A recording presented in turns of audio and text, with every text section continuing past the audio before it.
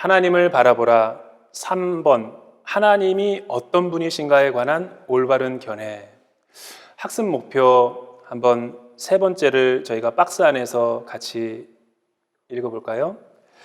성경은 어떠한 것들을 통해 하나님에 대해 명확히 알 수 있다고 말하는지 발견하고, 현재 내가 갖고 있는 하나님에 대한 생각과 느낌이 성경적으로 올바른 것인지 검토한다. 이것이 우리가 이번 삶과 하나님이 어떤 분이신가에 관한 다양한 견해들 가운데서 올바른 견해에 대해서 배우는 시간이 될 것입니다. 여기 앞서서 우리가 지난 작은 주제였던 1과와 2과에서 배웠던 것 가운데 이 질문이 있죠. 우리 문제. 저는 여러분들에게 질문 1번, 왜 하나님께서는 자신을 우리에게 계시하기로 작정하셨다고 생각합니까? 이 문제와 질문 2번이 중요하다고 생각합니다. 하나님에 대해서 아는 것과 우리의 믿음과의 관계는 어떤 관계가 있습니까? 이거를 여러분들이 한번 스스로 우리가 배운 것을 토대로 해서 또 묵상해보고 답을 달아보시면 좋을 것 같아요. 그리고 질문 5번도 굉장히 중요한 질문입니다.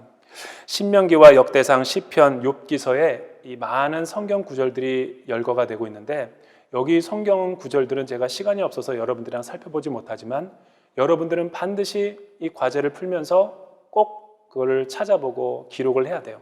왜냐하면 여기에 나타난 하나님의 성품이 우리가 공부한 모든 하나님의 성품을 잘 드러내주고 있기 때문입니다.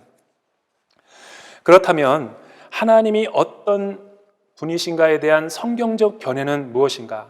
이 말은 사람들의 견해나 어떤 신학자들의 견해나 무신론자들의 견해나 세속적인 사람들의 견해가 아니라, 성경은 하나님에 대해서 어떻게 계시하고 어떻게 말씀하시는가를 우리가 주목해 볼 필요가 있겠죠. 왜냐하면 우리는 믿음의 관점에서 하나님의 성품을 공부하고 있기 때문에. 먼저 요한복음 10장 10절 그리고 고린도후서 1장 22절을 한번 우리가 읽어볼까요? 내가 온 것은 양으로 생명을 얻게 하고 더 풍성히 얻게 하려는 것이다. 굉장히 중요한 말씀이죠. 하나님을 알아가는 목적이 우리의 신앙생활을 무엇인가 결핍되고 부족하게 만드는 것이 아니라, 더 나에게 율법적인 부담을 주는 것이 아니라 우리의 영혼을 자유케 하신다라는 거예요. 고린도후서 1장 22절에도 보면 성령께서 우리의 영혼에 인을 치셔서, 또 우리의 마음 가운데 성령께서 기름을 부어주셔서 진리의 영을 보내셔서 하나님을 알 수 있도록 하셨다라는 것이 고린도후서 1장 22절에서 바울이 이야기하는 바죠. 이 말은 우리로 하여금 계시를 올바르게 다른 길로 가지 않고 다르게 해석하도록 내버려 두지 않고 우리를 진리 안에서 조명해 주신다라는 겁니다. 그래서 우리 성령님은 보혜사시고 진리의 영이신 거죠. 그러면 이 교재 안에 나와 있는 것처럼 왜 어떤 사람들은 하나님에 대해서 오해하고 그릇된 견해를 가지고 파멸의 길로 떠나버리고 말았을까? 여기에 왜곡된 하나님의 다양한 견해들이 나오고 있는데, 먼저는 저와 여러분들이 이 세상 가운데 육신의 부모 혹은 가정 안에서 우리가 가족사에서 원치 않게 부모로부터, 아버지로부터 학대를 받거나 또 아버지로부터 이렇게 좋은 이미지가 아닌 참된 아버지의 모습이 아닌 가정에서 자라고 이렇게 가정을 경험하신 분들은 하나님에 대해 왜곡된 견해를 가질 수 있다는 것이죠. 하나님은 진노하시는 하나님, 하나님은 두려운 존재, 또 작은 나에게도 하나님은 귀 기울여주지 않고 거절하시고 무관심한 아버지와 같이 비춰질 수 있다는 것이죠. 또 하나는 우리가 이 세상 가운데 살면서 무의식적으로든 의식적으로든 다양한 세속적인 어떤 영화나 미디어라든가 또 문학작품에 의해서, 드라마에 의해서 잘못된 어떤 사랑에 대해서 우리가 주입되어서 교육을 받고 자랐기 때문에 우리는 하나님을 있는 모습 그대로 순수한 하나님의 사랑에 대해서 이해할 수 없게 되는 것이죠.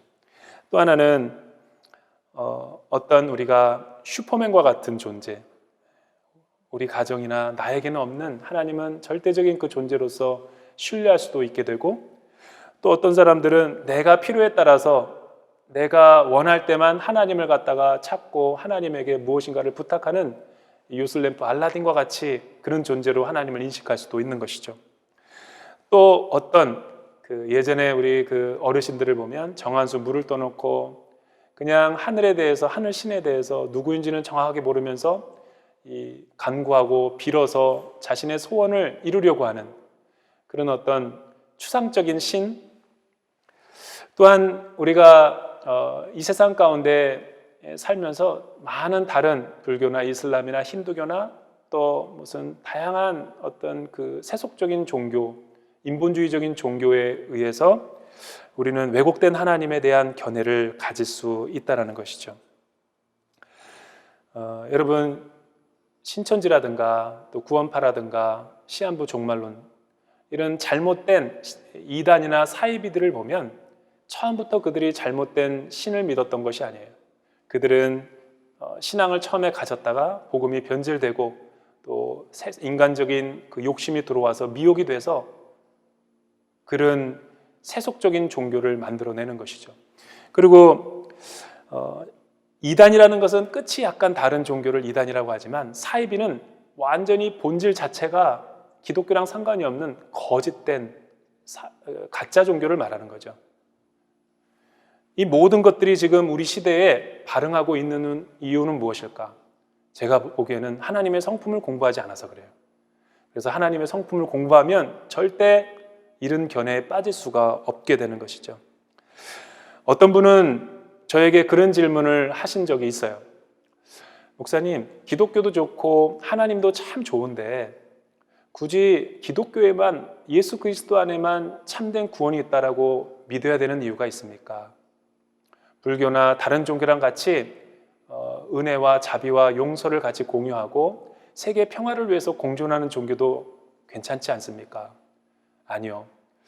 그는 굉장히 위험한 다원주의적인 사상에 물들어서 그런 이야기를 하고 있는 것이죠. 예를 들어서 다원주의 사상가들은 이런 견해를 말합니다.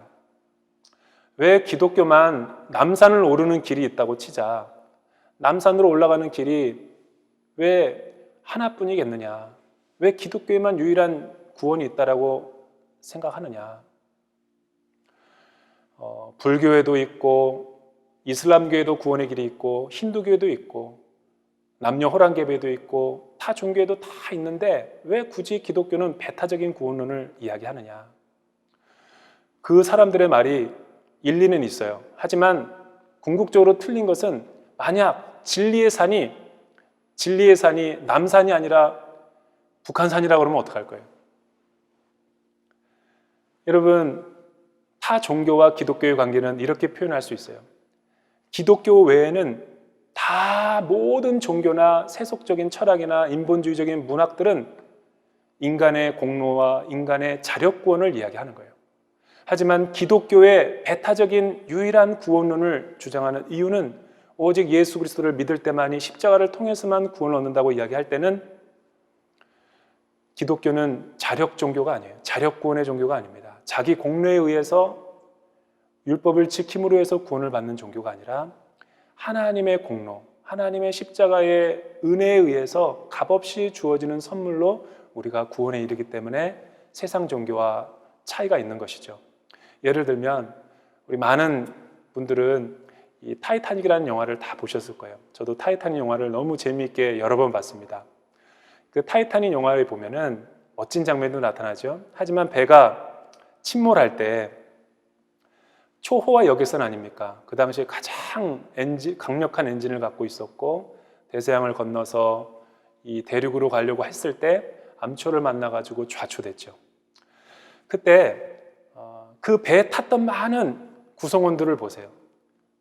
굉장히 귀족도 있었고 파티를 즐기고 있는 상류층도 있었고 가난한 사람들도 있었고 또 상인들도 있었고 죄수들도 있었고 다양한 사람들이 존재했지만 배가 침몰을 할 때 사람들은 어떤 모습들이었냐면 여행용 가방을 붙들고 잠시라도 그 물에 빠지지 않고 생명을 건지기 위해서 그 필사 노력하는 사람들의 모습, 또 어떤 사람들은 살려달라고 구명보트를 그 보트를 자기도 타게 해달라고 애원하는 사람도 있었고, 또 어떤 사람은 숙연히 자신의 죽음을 받아들이는 사람도 있었고, 또 어떤 사람들은 그 지푸라기라도 잡는 심정으로 어떤 그 박스라든가 어떤 물통 같은 것들을 붙들고 계속해서 생명부지를 하려고 하는 것들을 봤어요.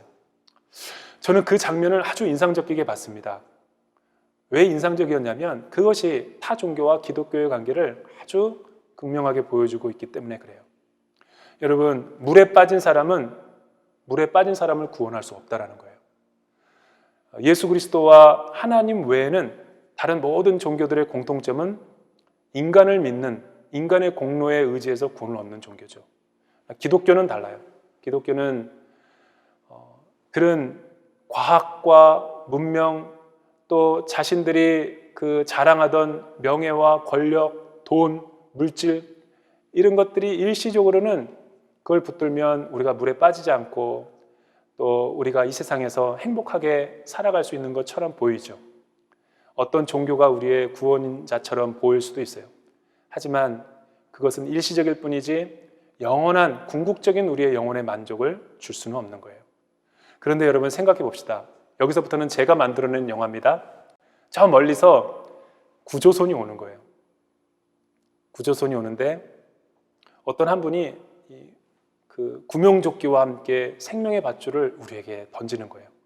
이 위기에 빠진 인류, 물에 빠져 죽어가고 있는 빈부귀천을 막론하고 모든 사람들이 죄 아래서 죽어가고 있는데 생명의 밧줄을 던져주는 거예요.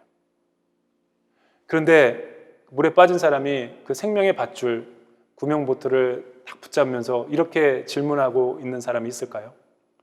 이 사람이 정말 나를 건져낼 수 있을까? 그런 사람은 없을 거예요. 예수님이 바로 구조선으로 생명의 밧줄을 던지시는 분이시죠. 물에 빠진 사람은 타 종교든 어떤 물질이나 세상의 권력과 세상의 많은 것들을 의지하는 사람들이 스스로 그런 것들이 구원할 수 없고 제3의 세력, 나보다 더 강력한 힘의 존재가 와서 우리를 건질 때에만 우리는 참된 구원과 생명을 얻을 수 있는 것이죠. 그래서 이 하나님의 성품의 교제에서 말하는 우리가 왜곡된 하나님의 견해를 갖는 이유들은 예수의 보혈로 씻어내고 또 수술을 해서 성경에서 말하고 있는 그 하나님에 대한 신관, 신론에 대해서 우리가 제대로 공부할 때 우리는 참된 믿음을 가질 수가 있는 것이죠. 여러분, 제가 여러분들에게 아주 좋은 책을, 왜곡된 하나님의 견해를 궤도 수정할 수 있는 좋은 책을 제가 추천을 해드리려고 해요. 먼저는 플로이드 맥클랑의 하나님 아버지의 마음. 저는 이 책을 읽고 굉장한 은혜를 받았습니다. 아버지의 마음이 우리가 왜 굴절되고 왜곡되어 있는가를 아주 내적 치유 관점에서 파헤치는 우리가 왜 하나님의 아버지의 성품에 다다를 수 없는가, 실패의 원인이 무엇인가를 설명해 주고 있죠. 또 오직 예수 라비 자카라이아스라고 하는 세계적인 변증가가 쓴 이 책은 기독교와 타 종교의 차이가 무엇인지를 아주 구체적으로 설명해 주고 있기에 저는 여러분들에게 꼭 읽어보라고 권해드리고 싶어요. 마지막으로 맥스 루케이더 목사님, 세계적인 복음주의 설교자인 이분이 쓴 내 생애 최고의 축복 3장 16절은 여러분 아시죠? 요한복음 3장 16절을 암시하고 있는 구절이에요. 자신의 삶을 송두리째 바꾼 이 요한복음 3장 16절을 가지고 글을 쓴 것인데 이 책을 제가 읽어보니까 이런 대목이 나와요. 이 다원주의 세상, 다원론의 포스트 모던 시대 가운데서 기독교는 어떻게 세상 종교와 다를 수 있는가? 많은 이 다원론주의자들이 왜 기독교에만 유일한 구원이 있다고 주장하느냐? 우리 서로 토론하고 우리 서로 공유하고 정보를 나누자. 그런데 맥스 루케이더 목사님은 이런 재미있는 예화를 들어요. 그들의 이야기가 틀린 것은 아니다. 예를 들어 인천국제공항을 가봅시다. 인천국제공항에는 수천 대의 비행기가 있어요. 그 비행기를 볼 때 어떻게 보면 다 날 수 있고 다 조종석이 있고 다 비행기 모양처럼 하고 있어요. 이것들이 바로 유사 종교와 세상의 다원론주의자들이 주장하는 그런 신론이라는 거예요.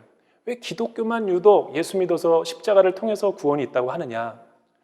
그것은 마치 그런 내용이랑 똑같다라는 것이죠. 사람들이 비행기 모양이 다 똑같으니까 목적지가 똑같은 줄 안다. 그런데 루케이드 목사님이 말하는 것은 우리가 가야 할 곳은, 데스티네이션은 일본이 아니라, 베트남이 아니라 로마라면 어떻게 할 것인가? 반드시 로마에 가는 비행기를 타야지만 우리에게 구원이 있을 수 있다는 얘기예요. 저는 굉장히 그 책을 읽으면서 통렬했어요. 바로 그것이죠. 왜 우리가 하나님의 성품을 통해서 예수 그리스도를 통한 구원의 진리를 붙잡아야 되는가?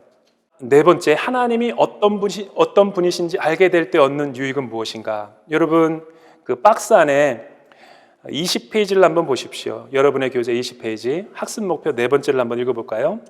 시작.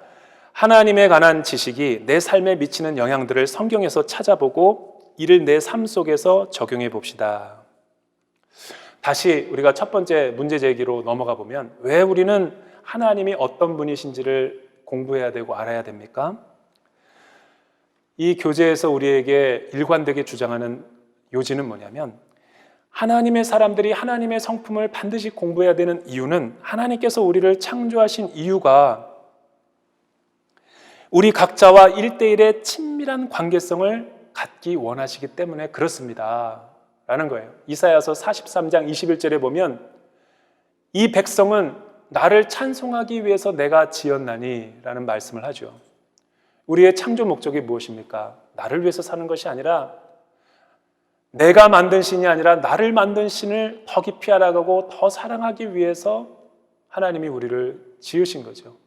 우리 전 존재의 삶을 통해 하나님의 영광과 또 우리의 삶이 하나님께만 드려지는 귀한 구별된 삶이 될 수 있도록 하나님이 우리를 창조하신 거예요. 그것을 성경에서는 intimate relationship, intimacy라고, 친밀함이라고 표현하기도 하고, 어떤 하나님과의 영적인 교제와 사랑이라고도 표현하고 있는 것이죠. 하나님에 대한 공부가 우리의 신앙생활에 무엇이 유익합니까? 왜 하나님의 성품을 공부해야 되는 의의가 무엇입니까? 라고 누군가 묻는다면, 성경에서 말하고 있는 답을 여러분들에게 드리기 원합니다. 네 가지가 있는데요. 첫 번째는, 하나님의 성품을 우리가 공부하면 내적인 평안을 주십니다. 여러분, 욥기서 22장 21절을 한번 같이 읽어볼까요? 여러분, 그 성경에 보면, 여러분 교재 20페이지 맨 하단에 보면 성경 말씀이 기록되어 있죠. 욥기서 22장 21절. 너는 하나님과 화목하고 평안하라. 그리하면 복이 내게 임하리라. 여기서 평안이라는 것은 샬롬을 의미하는 거예요. 하나님이 내 마음 가운데 임재하시고 찾아오셨을 때에 외적으로 내 상황이 뭔가 해결되어서가 아니라 하나님이 나와 함께 하실 때 누리는 이 두려움이 없는 상태. 천만인이 나를 둘러싼다 할지라도 내가 두려워하지 않을 것은 주께서 나와 함께 하십니다. 요동치는 세상에 상관없이 하나님을 우리가 알고 하나님이 내 안에 내주하시면 우리는 이렇게 하나님의 샬롬을 경험할 수 있는 거예요. 두 번째는, 하나님을 알아가게 되면 하나님은 내적인 자유를 우리에게 주시는 거죠. 여러분, 요한복음 8장 32절에 보면 진리를 알지니 진리가 너희를 자유케 하리라 라는 예수님의 말씀을 기억하시죠? 거기서 진리는 누굽니까? 다른 구절에 보니까 예수님이 나는 길이요 진리요 생명이니 나로 말미암지 않고는 아버지께로 올 자가 없다. 그러니까 나는 진리라고 했으니까 예수를 알지니 예수가 너희를 자유롭게 하리라. 예수님을 알면 우리 안에 내적인 자유함과 영적인 해방을 맞이할 수 있죠. 왜냐하면 우리의 영적인 문제인 죄와 죽음의 문제를 우리 주님께서 해결해 주셨기 때문에 그 예수님의 성품을 알아가다 보면 우리 안에 있는 모든 인생의 문제들이 해결되어지는 것을 경험할 수 있게 됩니다. 세 번째는, 우리에게 하나님의 성품은 지혜와 명철을 주신다는 것이죠. 여러분, 여기서 명철이라는 것은 위즈덤이기도 하지만 언더스탠딩의 의미도 있어요. 여호와를 경외하는 것이 모든 지혜와 지식의 근본이다라고 말하는 거예요. 네덜란드 자유화란 학교에 가보면 기독교의 이념 정신으로 세워진 학교인데, 그 학교 세계적인 유니버시티죠. 그 대학교에 가면 정문에 이런 것들이 진열되어 있다 그래요. 그 학교에서 가르치는 수많은 전공 책들이 이 시소에서 그 시소 알죠, 여러분? 올라가 있고, 그 무게는 아주 무거운 그 중력으로 이렇게 내려가고 있는 부위에 있는 것은 스크립처, 홀리 바이블, 성경이 있다 그래요. 그러니까 그렇게 써 있다 그러죠. 성경을 이해하기 위해서 우리는 이 전공을 공부한다. 그렇죠. 여러분, 하나님의 말씀을 공부하면 하나님이 우리에게 지혜와 명철도 주세요. 성경을 암송하다 보면 우리에게 지혜가 생기기도 합니다. 그런 사건이 초월적으로 일어나기도 합니다. 마지막으로 하나님의 성품을 우리가 공부하다 보면 우리에게 주어지는 유익이 뭐냐면 우리를 영적으로 강하게 해주신다는 거예요. 불안과 두려움과 염려가 찾아올 때 하나님의 말씀을 묵상하고 큐티를 하다 보면 오직 자기 하나님을 아는 백성은 강하여 용맹을 떨치리라 다니엘이 말하고 있는 것처럼 다니엘과 세 친구들이 다니엘서 3장에서 여러분 풀무불과 또 사자굴에 던져져서 정말 절체절명의 위기 가운데 있을 때 하나님이 어떤 분인가를 그들이 알았을 때 그 외부의 두려운 환경에 휘청거렸던 것이 아니라 오히려 더 믿음이 강하여지고 용맹스러워지고 죽으면 죽으리라는 신앙으로 어려움을 난공불락을 뛰어넘을 수 있었던 것을 보게 되죠. 저와 여러분의 삶도 마찬가지예요. 그래서 하나님의 성품을 우리가 공부하는 것이 매우 중요하다는 사실입니다. 왜냐하면 시편 139편에 보면 우리를 지으신 그 창조주 하나님이 우리의 앉고 일어서고 눕고 자는 것을 모든 아시는 지각에 뛰어난 하나님이 저와 여러분들의 미래와 오늘과 과거를 아시기 때문에 하나님을 신뢰하면 하나님이 우리의 삶을 하나님의 길로 인도하신다는 거예요. 명심하세요. 하나님의 성품을 왜 공부해야 됩니까? 하나님의 성품을 공부하면 하나님의 하나님 되심을 알게 되고 하나님이 우리를 잘못 인도하는 분이 아니시고 하나님은 우리를 속이시는 분이 아니라는 것을 하나님 말씀을 통해서 약속해 주고 있기 때문에 우리가 영적인 힘을 얻을 수 있다는 것이죠. 자, 오늘 제가 여러분들에게 강의한 내용은 다 마치게 되었습니다. 이제 마지막으로 22페이지에 가보면 이 하나님을 바라보라는 과에서 숙제가 있죠. 적용 과제. 여러분 각 공동체 목사님들께 여러분들이 과제물을 제출해 주시면 되는데 굉장히 중요한 숙제를 제가 하나 낼게요. 22페이지에 여러분들이 2번 문제를 꼭 한 주 동안 이거를 공부하고 또 성경 구절들을 다 찾아보면서 복습하시면서 과제물로 제출하시면 됩니다. 하나님과 그분의 성품에 대하여 여러분이 느끼거나 생각하게 되었던 사건, 어렸을 때의 사건이라든가 아버지의 투사를 통해서 여러분들이 알 수 있었던 것, 혹은 상황이 그런 삶 가운데 있었다면 구체적으로 기록을 해보라는 거예요. 그로 인해 하나님은 어떤 분이시라고 생각하게 되었는지 진솔하게 써보세요. 그러면 여러분들의 삶에 성령님이 터치해 주실 겁니다. 아멘. 제가 잠깐 여러분들을 위해서 기도해 드리도록 하겠습니다. 하나님 아버지 감사합니다. 오늘 이렇게 하나님의 성품 8주 가운데 제 1과를 공부할 수 있도록 크신 은혜 베풀어 주심을 감사합니다. 성령 하나님, 성령님이 우리의 스승이 되어 주셔서 성령의 빛으로 조명하여 주시고 또 깨닫게 해주시고 말씀하여 주셔서 이 하나님의 성품을 공부하면서 지혜와 계시의 영이 부어지게 하여 주시옵시고 하나님이 우리를 부르신 부르심의 그 소망과 기업의 풍성함이 무엇인지를 깊이 깨달아 알아가는 귀한 공부의 시간이 되게 축복하여 주시옵소서. 이 모든 말씀 예수님의 이름으로 기도드립니다.